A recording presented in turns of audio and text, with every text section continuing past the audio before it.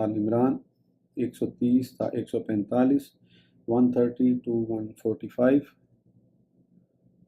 तर्जुमा पढ़ते हैं इसका। ए ईमान वालो, दुगने पर दुगना सूद ना खाओ और अल्लाह से डरो ताकि तुम फलाह पाओ, और इस आग से बचो जो काफिरों के लिए तैयार की गई है, और अतात करो अल्लाह की और रसूल की ताकि तुम रहम किए जाओ, और जल्दी करो अपने रब की बख्शिश और ऐसी जन्नत की तरफ जिसकी चौड़ाई आसमान हैं और ज़मीन, तैयार की गई है परहेजगारों के लिए जो खर्च करते हैं आसानी और तंगी में, और गुस्सा पीने वाले और लोगों से दरगुजर करने वाले हैं, और अल्लाह नेकी करने वालों को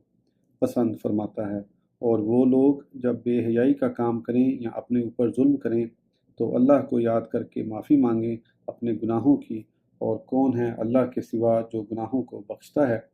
और वो जानबूझकर अपने किए पर इसरार न करें।